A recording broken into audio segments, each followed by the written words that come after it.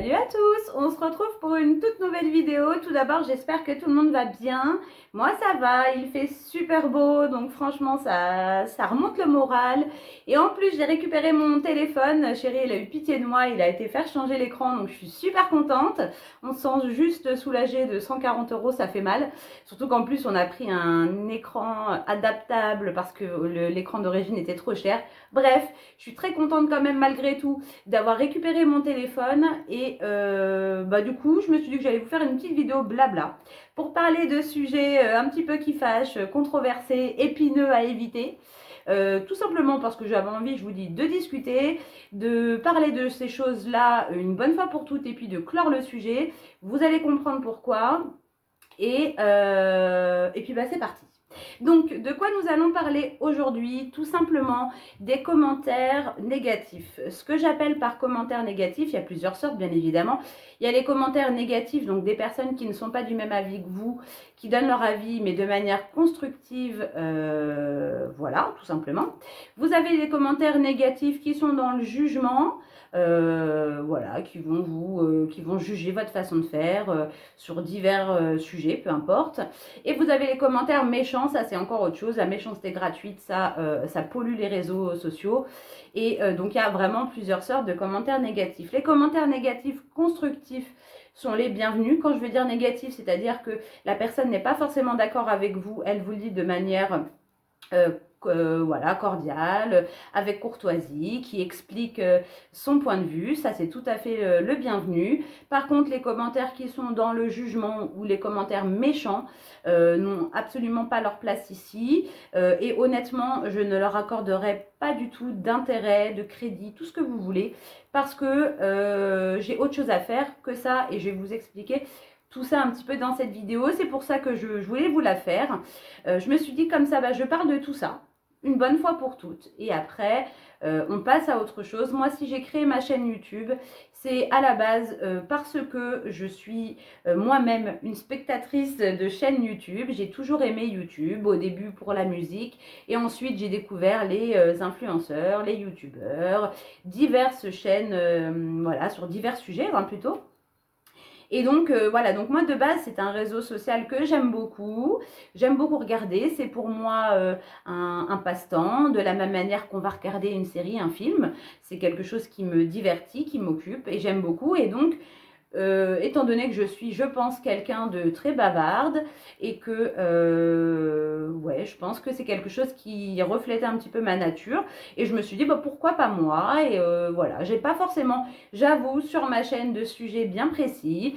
J'ai pas, je ne suis pas calée sur un domaine plus qu'un autre en voulant partager des bonnes astuces ou quoi que ce soit. Voilà, moi c'est une chaîne un petit peu, je dirais peut-être plus de divertissement. Je partage un petit peu mon quotidien et puis voilà, il n'y a pas de... C'est ma chaîne YouTube à moi, tout simplement. Et donc voilà, moi si je me suis lancée sur YouTube, c'était pour le côté positif, le côté divertissement, le côté sympa et absolument pas pour le côté négatif, même si bien évidemment je savais ce qui me pendait au nez ou ce qui potentiellement pourrait m'arriver. Voilà, donc en fait c'est vrai que moi je vois YouTube, je vois ça d'une manière, d'un œil positif. Et donc, en fait, les sujets pour moi qui fâchent, c'est que, en fait, finalement, encore aujourd'hui, je n'arrive pas à comprendre ces personnes qui laissent ces commentaires, en fait. J'essaye d'analyser avec les années, on essaye toujours d'analyser les choses, de comprendre les choses, de comprendre les gens, la nature humaine, tout ça, de comprendre certains comportements. Et en fait, j'ai du mal à comprendre. Et en fait, en analysant, je me dis que vous avez soit des personnes méchantes, parce que ça existe, les personnes très méchantes, ça existe. Et donc, voilà, vous avez juste des personnes méchantes qui ont besoin de répandre cette méchanceté. Pourquoi? J'en sais rien. À la limite, ce seraient les professionnels du comportement qui pourraient peut-être vous le dire. Mais je lisais un petit message, désolée. Et donc oui, donc j'essaie d'analyser. Et puis vous avez aussi les personnes qui ont besoin de se valoriser. Je pense, avec mon analyse, c'est ça. Il y a des personnes qui ont besoin de se sentir supérieures ou en tout cas de se valoriser, peut-être par un manque, à cause d'un manque de confiance qu'ils ont en eux, je sais pas, et qui ont besoin d'essayer de rabaisser les autres ou de juger ou de commenter bêtement pour voilà montrer que je sais pas, avoir cette impression de supériorité ou de se dire moi je sais, moi je fais ça, moi ma façon de faire c'est la meilleure. Absolument pas, chacun fait comme il veut et on est tous différents et c'est ça qui fait la beauté de la nature humaine. Voilà.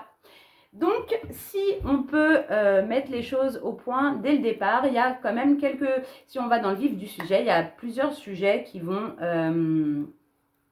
poser un petit peu de discorde, je dirais, en général sur ma chaîne. Ça peut être différent sur différentes chaînes, hein, bien évidemment, hein, enfin sur les autres chaînes. Mais en tout cas, sur ma chaîne, on va parler aussi souvent du stock alimentaire.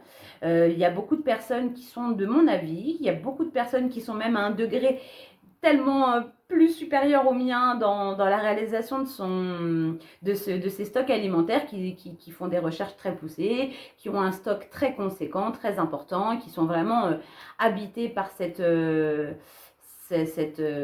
convictions, quoi, tout simplement. Moi, j'avoue, j'en suis pas à ce stade-là. Je veux faire un stock alimentaire. Pourquoi? Parce que je juge que c'est nécessaire et que c'est de la prévoyance et que c'est prudent de le faire. Tout simplement parce que on peut très bien, par exemple, perdre son emploi du jour au lendemain. Et on est bien content, à mon avis, dans ces cas-là, d'avoir un peu de réserve alimentaire, surtout quand on a des enfants encore plus, parce qu'on ne voudrait pas qu'ils manquent de quoi que ce soit. Donc pour le côté prévoyance, de toute façon, j'ai déjà fait une vidéo à ce sujet, hein, je vous la mettrai dans le petit i si jamais ça vous intéresse. Elle date d'il y a au moins 1 an. Et donc le stock alimentaire, pour moi, c'est un sujet qui est important.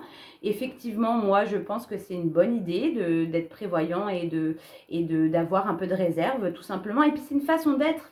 Moi, je sais que je pense que ça a commencé peut-être quand Samy est né. Plus ou moins. Donc là, il va avoir 17 ans, mon fils. Et ça fait 17 ans que je procède comme ça. Ça fait 17 ans que je n'ai pas que le strict nécessaire à la maison. En l'occurrence, quand on a des enfants, je sais pas moi, ne serait-ce que pour les couches, on n'a pas le pile poil le nombre de couches pour sa semaine, quoi. Enfin, je veux dire, on essaie d'avoir un peu de rab, on essaye d'avoir des produits en stock pour s'il y a besoin. Voilà, tout simplement, c'est comme tout.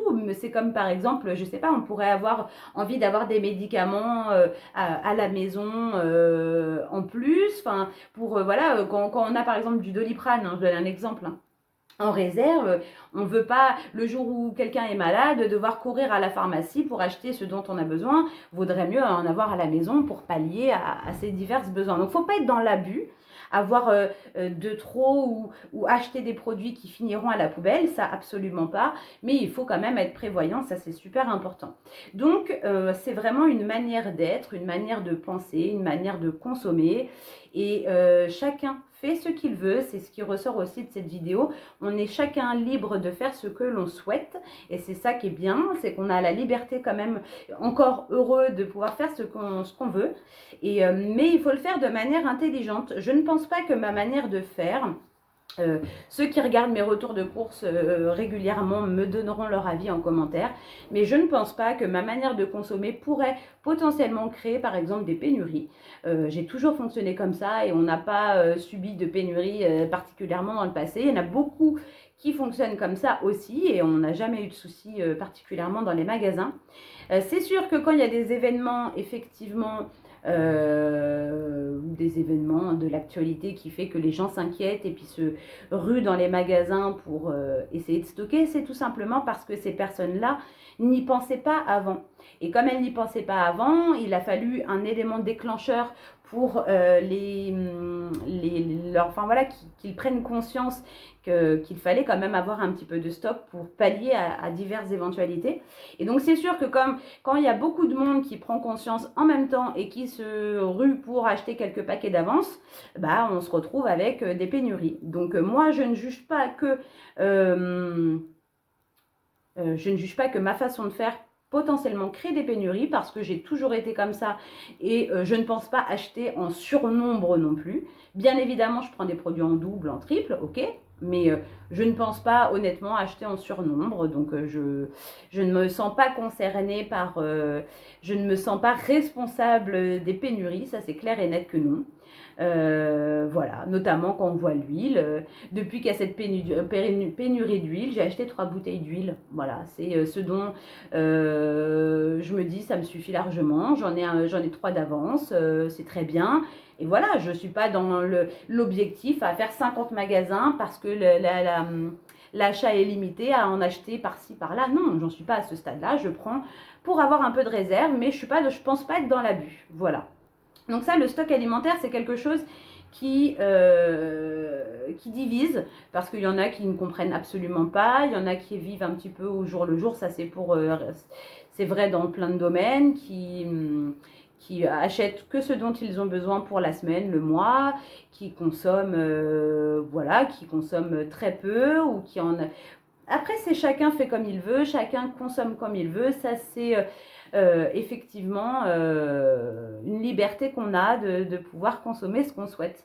Et en parlant justement de consommation, c'est un sujet aussi qui revient assez fréquemment de personnes qui vont juger les produits que vous consommez. Alors soit parce qu'ils jugent que vous avez une alimentation pas équilibrée, soit parce qu'ils jugent que vous consommez des produits où à l'intérieur on peut retrouver des ingrédients controversés ou nocifs pour la santé, que ce soit dans l'alimentation, dans l'hygiène, les produits ménagers, tout ce qu'on veut. Donc ça, c'est vrai que c'est un sujet qui revient assez fréquemment. Et encore une fois, j'ai du mal à comprendre parce que les personnes qui vont juger. Déjà, premièrement, en quoi ça te regarde ce que les gens consomment? En quoi ça te regarde ce que les gens mangent? Si tu as envie d'avoir une alimentation équilibrée, c'est très bien, fais-le, mais ne juge pas les personnes qui ont envie de manger trop sucré, trop salé, enfin ce qu'ils veulent, ils font ce qu'ils veulent, de la même manière que les gens qui fument, c'est inutile de leur répéter à tout bout de champ que c'est dangereux pour la santé, je pense qu'ils sont déjà au courant. Et ça vaut pour plein de domaines, surtout, enfin moi ce que je me dis, c'est que il y a deux catégories aussi, il y a quand même deux catégories de gens. Je dirais trois catégories de gens. Il y a les personnes qui le savent, qui s'intéressent à ces sujets, à la composition des produits qu'ils consomment et qui bannissent tous les produits, tous les ingrédients controversés, qui bannissent tout ce qui potentiellement pourrait être nocif pour leur santé et qui veulent manger le plus sain possible. C'est absolument très bien.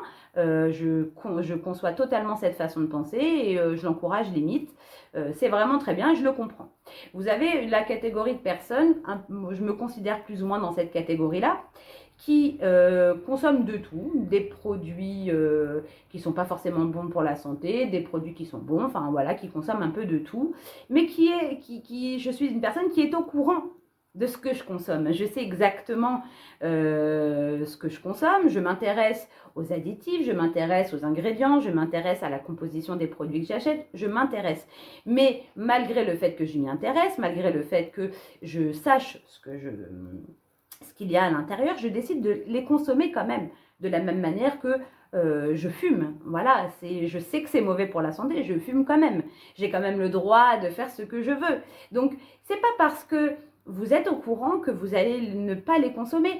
Par exemple, je vais prendre l'exemple de fast-food. Hein, on sait très bien que c'est pas forcément bon pour la santé, on le sait. C'est pas pour autant qu'on n'y va pas.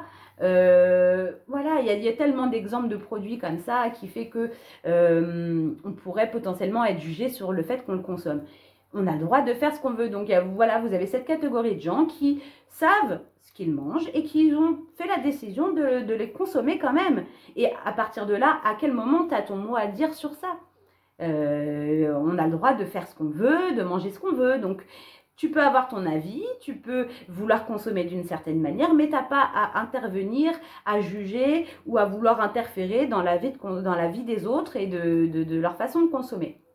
Et tu as, je dirais, une autre catégorie de personnes qui, je réduis pas les gens à des catégories, mais j'essaie plus ou moins d'analyser, tu vois, et je me dis que tu as des personnes aussi qui ne s'y intéressent absolument pas, qui ne veulent absolument pas savoir ce qu'il y a dans les produits qu'ils consomment, qui consomment ce qu'ils ont envie, ce qui leur fait envie, qui ne se posent absolument pas de questions sur les produits, sur la composition des produits, et ils font ce qu'ils veulent, quoi. Enfin, je veux dire, ils n'ont pas envie de s'y intéresser, ils ont envie de manger ce qu'on leur propose dans les magasins sans se poser de questions. Ils font ce qu'ils veulent. Donc, il y a vraiment différentes façons de faire.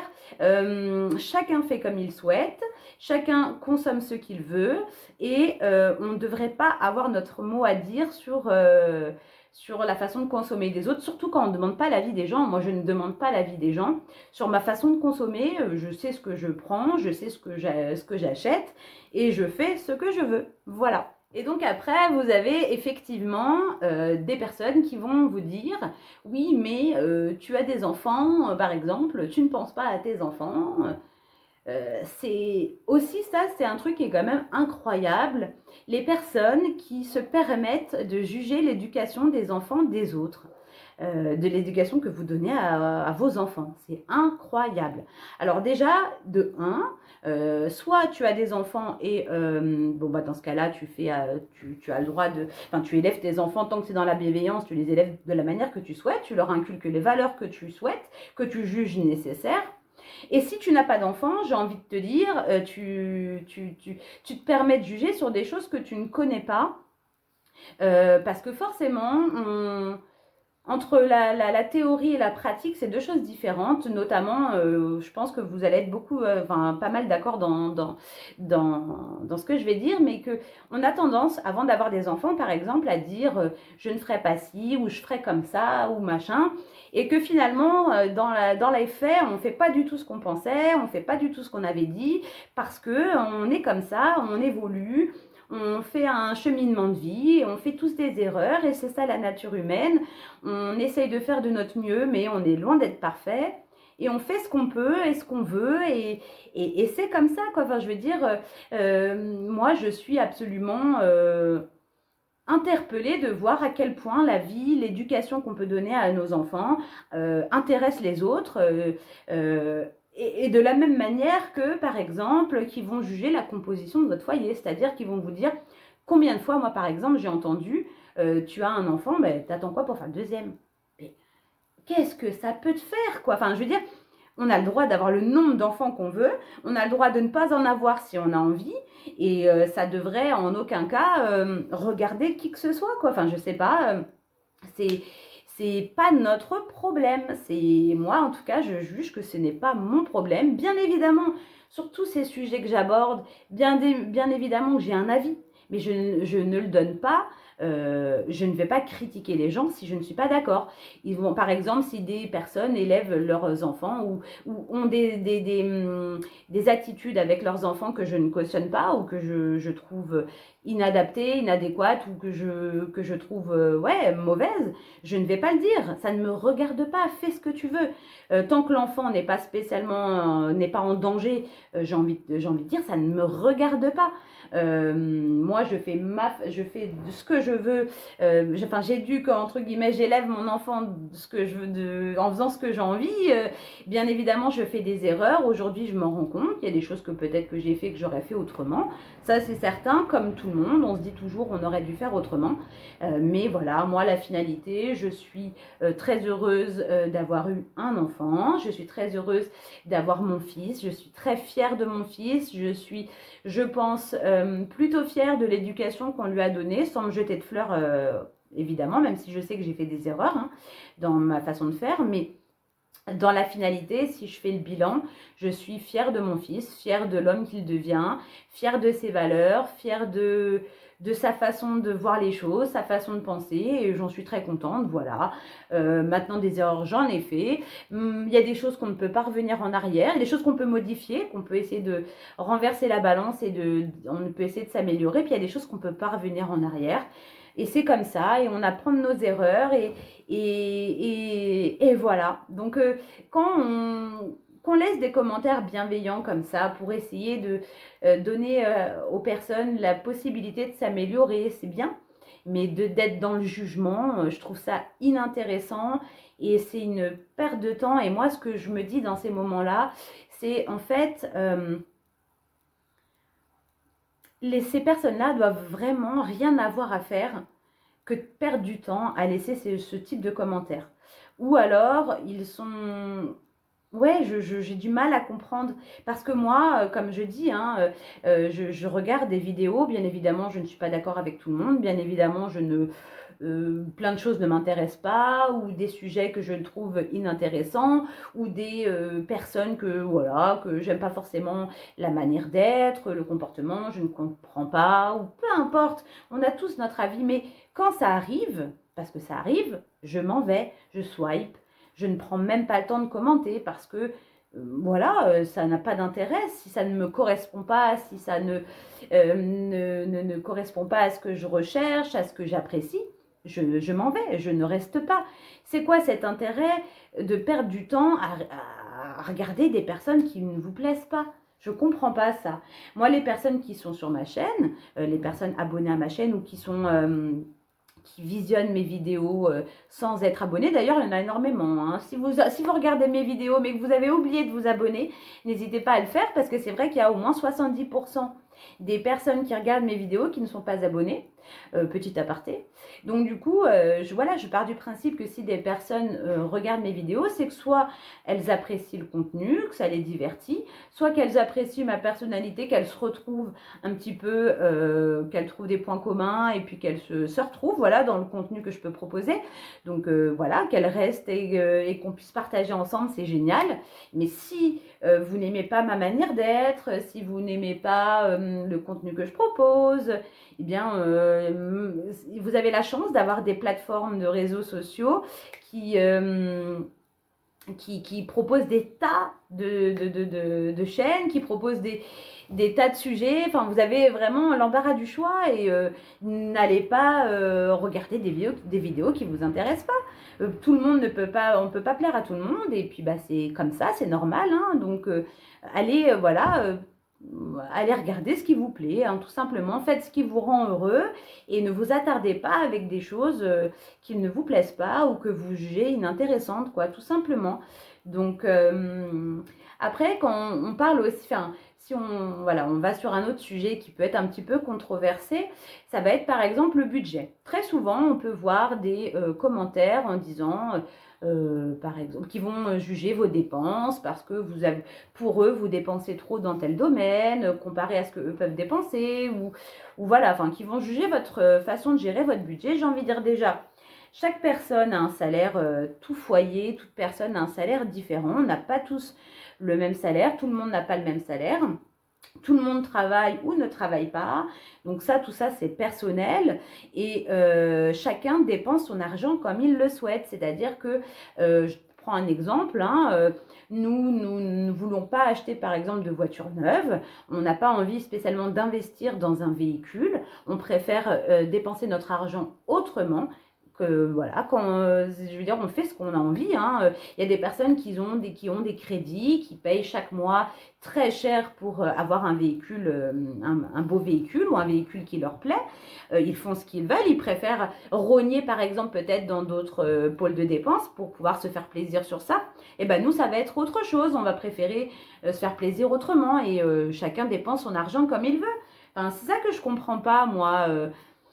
Quel est l'intérêt si encore on compare les dépenses pour pouvoir essayer de faire des économies, dire à la personne, voilà, bah moi je dépense tant parce que j'ai tel bon plan et tu verras, tu peux faire des... Là c'est intéressant de dire moi je dépense moins mais parce que j'ai telle astuce ou tel bon plan, c'est intéressant. Maintenant si c'est juste en disant, ah ouais bah tu consommes trop, nanana, il est où l'intérêt quoi? Enfin je sais pas. Qu'est-ce que ça peut vous faire le ticket de caisse des gens quoi? Enfin, je comprends pas. Et honnêtement, j'avais vraiment envie de faire cette petite vidéo pour voilà, faire comprendre que le jugement des gens est inintéressant, surtout quand c'est absolument pas constructif, et que j'ai décidé, parce que déjà qu'honnêtement, les commentaires, j'ai du mal à y répondre, et je m'en excuse d'ailleurs, toutes les personnes qui commentent mes vidéos, c'est vrai que je suis souvent très en retard. Et je vous remercie, hein, parce que je lis tout le monde, même si je ne réponds pas tout de suite. J'ai déjà quand même pas mal de commentaires auxquels je dois répondre. Et je me dis que je ne vais pas perdre du temps à répondre à des commentaires qui ne servent à rien ou c'est peine perdue d'avance parce qu'on est en désaccord et on n'a pas le même point de vue. Et puis ça ne sert à rien. Ça ne sert à rien tout simplement. Si c'est pour juste venir essayer de juger les gens, lancer des pics, c'est absolument inintéressant et j'ai pas de temps à perdre. Moi, j'ai envie justement de faire des choses qui me rendent heureuse. La vie est déjà très compliquée comme ça, la vie est difficile sur plein de sujets différents, que ce soit la santé, que ce soit l'argent.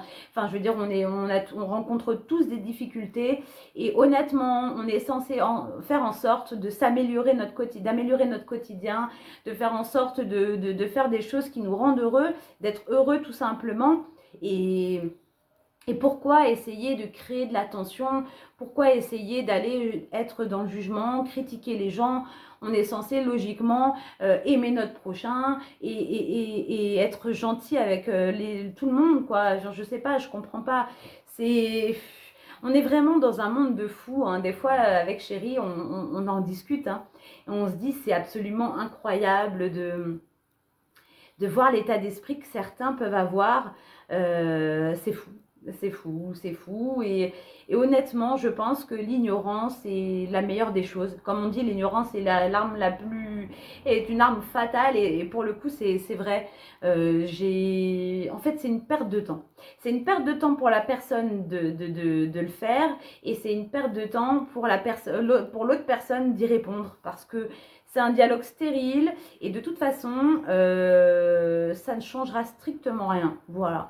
Donc voilà, j'ai décidé en gros de ne plus y répondre. Je dis pas qu'à l'avenir j'en parlerai plus jamais, hein. C'est possible que ça revienne un jour sur le tapis, hein, j'en sais rien. Mais en tout cas, voilà, je me dis que j'avais envie de partager un petit peu tout ça, partager le fait que on est tous différents et c'est ok comme ça.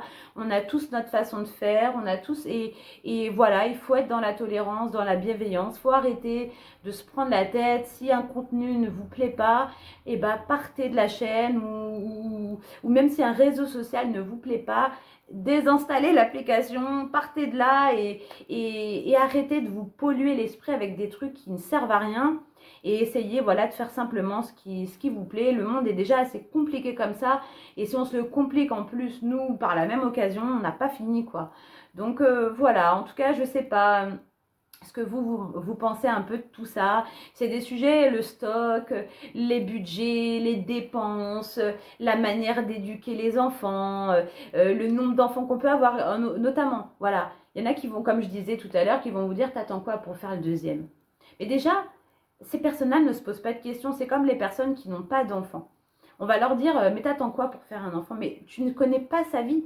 Peut-être qu'elle n'arrive pas à avoir d'enfant et que ça la rend déjà très malheureuse. Et toi, tu viens simplement remettre de l'huile sur le feu. Tu viens comme ça creuser dans la plaie qui est déjà compliquée à gérer.